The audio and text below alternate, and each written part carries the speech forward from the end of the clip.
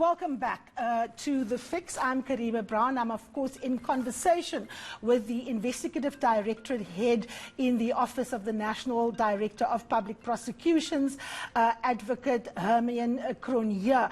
We are trying to get her back, but the issue that we're going to focus on in the second segment of our interview is, of course, the corruption inside the NPA. And for those who are unfamiliar with what state capture was, it wasn't just a project that allowed politically exposed people and senior politicians and business people to use state institutions to enrich themselves. We also had a very serious assault on our criminal justice system, so much so that many of these institutions were in fact hollowed out, and many of the people who came before these institutions found themselves not being charged or charges being withdrawn. One of the cases that is, of course, back in the dock is, of course, the Madu case. This is the business person in KwaZulu-Natal who is a friend of former President Jacob Zuma's son, Edward, and, of course, also some police officers, in fact, two. One was, until very recently, Niven Madu, who was in the supply chain section. He used to be in the regular section of the police, and, of course, he is a key person involved in trying to bribe former Hawks head in KwaZulu-Natal, Johan Boysen. Advocate Cronje, I understand we've got you back onto the Zoom facility. Just quickly, you have gone for police, you have gone for business people, you've gone for politicians. When are you going to go for the rotten apples within your own institution? Because you are aware that, of course, the NPA itself was under assault, particularly during the time of Advocate Jiba, Nomkobo Jiba, and Sean Abrams. Can you tell me what cleanup you have initiated inside the NPA as a consequence of the state capture that happened inside the NPA? Thanks, Karima. So just to be clear, my mandate is to investigate and bring before court those responsible for corruption, which is different to managing those within the NPA, the HR-related and disciplinary-related matters. So you're quite correct that there's been a focus at the Zondo Commission on the capture of the security sector of the South African Police, the State Security Agency, the NPA, and yeah, probably even correctional services. And so we have focused on, and that is our priority, to clean up the criminal justice system. Because if we're confident that the criminal justice system is doing what it's supposed to be doing, there is no need for a directorate like the Investigating Directorate to exist, because law enforcement will be doing what it's supposed to be doing. So we have put the Pandey prosecutions on the roll, and related to that, yes, we are looking at the allegations that have been made and looking at establishing what admissible evidence there is that there were others involved in ensuring that those responsible for capture and corruption are brought to book. Okay, so Advocate Cronje, I get that you're not HR, right? But I want to put it to you. On the screen you will see, and I'm sitting in my hand here, with a letter from the NPA in the Gauteng division. It says, the state versus Nomkobo Jiba, Silverton. The case number is 688-10-2014. And it says that it has been decided to reinstate the charges of fraud and perjury against Advocate Nomkobo Jiba in the Specialized Commercial Court, Pretoria. The court processes with the court dates will be served on her in due course. Now, this is a long-standing case.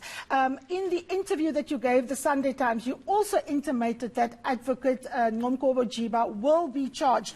Why has she not been charged yet? She was the acting head of the NPA, and we know that she abused her powers. That has been in several documents. It's in the de Kock report.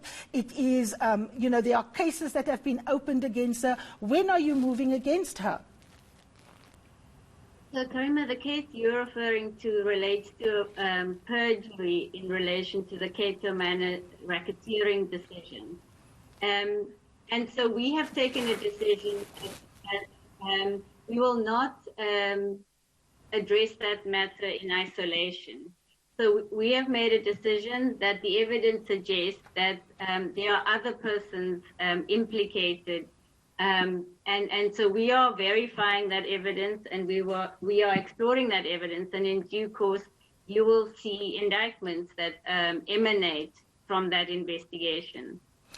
Advocate, as I'm listening to you, I'm thinking about my research I did for the show, and there has been criticism that you are trying to build this one grand perfect case, and that all these other charges are going to either be incorporated as it's the case against Jiba, and that you're trying to rope in a whole range of other people.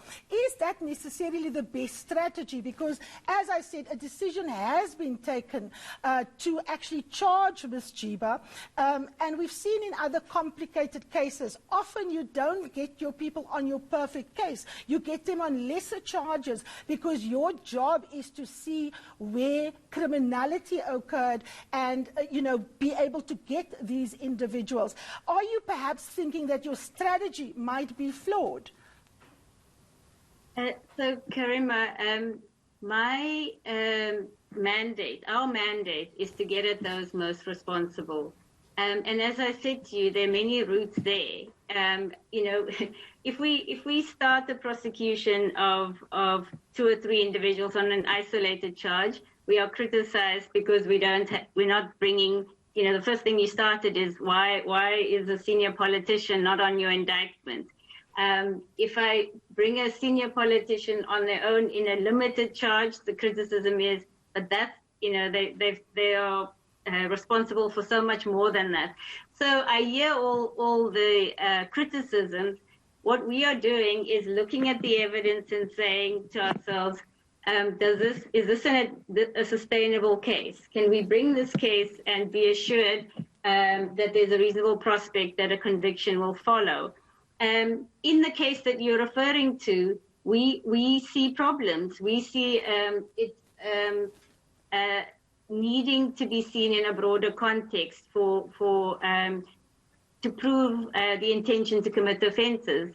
So while there might seem a clear-cut case to some, our responsibility is to prove a case beyond reasonable doubt, and we want to give that our best effort. Okay, so let's go to Advocate Noko. Mwiponi Noko is the former provincial director of public prosecutions in KwaZulu-Natal. She was moved sideways to the northwest. She is named in a damning internal NPA investigation, the de Kock report. She is implicated. You said earlier when I asked you about the case against Mr. Pandey, you said it's a compelling case because there's documentation. It is Advocate Noko that actually withdrew the case against Mr. Pandey. So how do you now say that Ms. Noko is still fit to stand as an officer of the NPA in the Northwest, command other NPA officials to execute justice, when she ignored all this detailed documents that is now part of the indictment of Mr. Pandey? How is it that Ms. Noko is not being investigated for thwarting and defeating the ends of justice? The de Kock report says that that she, together with Mr. Mahema, who's also a prosecutor, was responsible for wrongdoing, for criminal activity. They went so far as to superimpose signatures on affidavits in an attempt to, prosecute Johan Boysen, for example. How is that, allowed, given the fact that you are aware that state capture of the security cluster is as important as getting those who stole millions from taxpayers through, various contracts and tenders? So, Karima, your question is, how do I justify her still being in a position to take those kinds of decisions? I have to be very clear. That is not a call for me to make. No, that's not what I'm asking. That's not what I'm asking. I'm asking you, are you investigating her for criminal activity? Is she going to be charged? Because there is, on the face of it, really strong evidence that she's involved in wrongdoing. She's fingered in the de Kock report. She withdrew the case, and she didn't give a proper explanation against Mr. Pandey. You've just said that you have got compelling evidence against Mr. Pandey. Does it not concern you, as someone who's dealing with state capture in its totality, that Ms. Norco is still in the system? Are you investigating her for state capture, for thwarting the NPA? Karima, I said to you at the outset, the allegations at the Zondo Commission about various role players in the criminal justice system, including in the NPA, are worthy of investigation, and we are investigating them. And our responsibility is to establish whether the information that has come to light can be translated into admissible evidence in a criminal case. It's one thing to take a questionable decision as a DPP. It's another thing to have taken those decisions for an ulterior purpose. And my job would be not to look at, is this decision a good or bad decision from a senior colleague. My role is to say, is there criminality here? Was there an intention to thwart the course of justice here? And what was the purpose? And whether that evidence exists or not is what I have to determine. And I have to determine whether there's a reasonable prospect. If we charged any person implicated at the Zondo Commission, we will sustain the case in court. So there are many people that we are investigating sitting in various parts of government and in business that ideally should not be in those positions. But it's not our mandate until we bring a case against them before court, to say what anyone else should do with them. We should assess the evidence and take that evidence to court. So in terms of what you've got in front of you, is there a case for Ms. Norco to answer? Is there a case for Ms. Jiba to answer, given what has come out at the Zondo Commission of Inquiry, what is contained in the de Kock report, given their decisions around prosecuting some individuals, letting other cases go? As you said, your job is also to look at the extent to which the law enforcement agencies were captured. So when we look at that security cluster or area of expertise that you have separated out, how strong is the case against Ms. Jiba? How strong is the case against Ms. Norco? So, Karima, the only lawful way for me to answer that question is to, if there is the evidence, to put it in indictment, to bring before court those implicated and have a court assess the evidence. Short of that, it would be irresponsible for me to say yes or no, there's a strong case or there isn't a strong case. If I have a case, there should be an indictment, and it should set out what that case is, and it should set out what the evidence is that we're going to rely on to establish that case before a criminal court. So, unfortunately, you have to... We have to wait. Yes, no, I get that, but like I said, a decision was taken to actually prosecute Ms. Jiba. You've decided that that is a small matter. You are looking at a much larger matter from what I can deduce. So would it be correct to say that the intention to charge Ms. Jiba still stands? The intention is to look at that case in the light of other revelations and other pieces of information that have been made available to us, and assess what charges are appropriate and who else should appropriately be joined in the matter.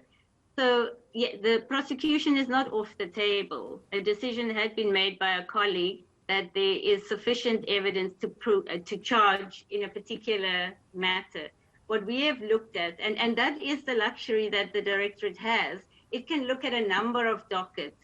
We're not focused on one docket and assessing the evidence in that one docket. We have the ability to step back and look at the bigger picture and assess the evidence in its totality and then make a call. So that is what we are in the process of doing. We are under tremendous pressure to move rapidly. I get letters daily saying, when will you proceed with this? And we can only proceed at the pace at which we are proceeding. We have a responsibility to vet this evidence and to make sure that it's admissible. And that unfortunately takes time, and that's what we've been doing. But what I want to give the confidence is that when it happens, it will be a solid case. We won't suffer the fate we suffered in Estina previously. That we are ready when those indictments are brought to forward and people are arrested and brought before court. Okay, Advocate Cronje, I obviously understand the difficulty that you have and that you are hobbled by the fact that you are working with people in an institution where you're not necessarily able to trust everybody. But we have to go through every decision that is significant that the NPA has made and review it against the very real evidence that there was state capture in the NPA. So let me move to the Western Cape. We had the assassination of Lieutenant Colonel Charles Kinnear. We have a situation where the NPA there refused to prosecute on the basis of the affidavit that Charles Kinnear made, among others, to IPID. IPID recommended prosecution. The police minister spoke at Mr. Kinnear's funeral yesterday, saying that we want a 205 to be issued. And that is, of course, in legal terms, permission to secure the phone records, in this instance of Mr. Jula, who was the then acting head of the Western Cape in the SAPS. Now, can you tell me, on the basis of what, given that Mr. Kinnear has been assassinated, and in that affidavit he informs his bosses what is happening and who he thinks is responsible. He nails 6 people in what he calls a rogue crime intelligence unit in the Western Cape. Why would the NPA in the Western Cape decide to not prosecute? Karima, I have not seen the docket that you're talking about, or I haven't evaluated or been asked to evaluate the reasons for a decision to not prosecute in that matter. But as I said to you, the reality is, from the evidence at the Zondo Commission, there has been significant capture of various aspects of the criminal justice system. And so our mandate is to hold those at the highest level responsible. And, that kind of investigation and prosecution is not something you do overnight, and it's not quick and easy.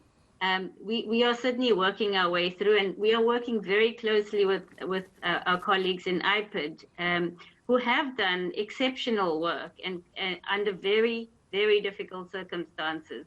So we are working together with components of the system that we see are reliably making an effort to hold accountable those responsible. And that's what we can do in the system is support those who are making efforts. But the case, the Charles Kinnear case, I have very little exposure to what's happened there, and it hasn't yet come onto my my radar. Just as a final question, Advocate Cronje, the NPA is obviously trying to recalibrate itself. The establishment of your unit is part of trying to initiate that reform. If you look at the NPA Act, there is an incredible amount of power vested in provincial directors of public prosecution. You have a case here in Gauteng linked to Brian Hlongwa, linked to the health department. We see the current health department in a complete mess. There is a history and a pattern of patronage, of abuse and corruption. The director here in the province, Mr. Chauke, has consistently not done anything on any of the SIU investigations. There's an investigation that is 9 years old linked to Mr. Hlongwa. Can you honestly say that you, as the head of the Investigative Directorate, has confidence in Mr. Chauke, who's the provincial director of public prosecutions here, considering that he has literally sat on his hands on a case that's 9 years old, that relates directly to how a senior politician is implicated in corruption? The SIU report is there. All the evidence is there, and yet your colleague here has done absolutely nothing. So, Karima, I think that brings me to another point. I wish I could do everything, but I think my mandate is limited, and my resources are even much more constrained, and the capability to do this kind of work just doesn't exist. We are building that capability, and we hope to get there. It's not for me to say whether or not I have a confidence in any of my colleagues. All I can do is look at the cases that fall within my mandate and progress those cases so that I get them before court, and we have those, the evidence suggests is accountable, answering to a court. That's the work I can do. I am dependent on my colleagues, I'm dependent on the Hawks, I'm dependent on SAPS, the FIC, the SIU, SARS even, and we are trying to work together to try and make far more impact. But we have had a number of years where very little has been done in the system to address corruption for a whole host of reasons. And it would be presumptuous for me to say, well, this one is failing us or that one is failing us. My job is to say, is there criminal conduct here? And if there is, can we prove it in court? And if we can, arrest them and bring them before court. That's really what my responsibility is. Okay, so just as an absolute last question, is there criminal conduct by the former acting director of national prosecutions, Nomqobo Jiba, and also Ms. Noko, who is the current head of the NPA in the Northwest? And are you investigating them? So in relation to Advocate Jiba, you've said that my colleague, the DPP in North Gauteng, had made a decision that there is a case for her to answer in relation to statements made under oath in the Cato Manor prosecution. I've said to you, we are looking at that matter and we're looking at other matters, and will in due course make an assessment whether we believe that there is a case for her to answer more broadly. I've also said to you the most responsible way for me to answer the question you raised repeatedly, which is, are you investigating so-and-so, and are you investigating so-and-so, and do you have enough evidence? The best way for me to demonstrate that there is sufficient evidence is to put what I have in an indictment and bring that before court. And that is the process we are engaged in. We are engaged in the process of assessing the evidence at Zondo, assessing the evidence coming from other sources, evaluating that evidence, making sure that the evidence that there is admissible in court, and bringing those who are accountable to book. That is the job, and it's the job that we're trying to do to the best of our ability.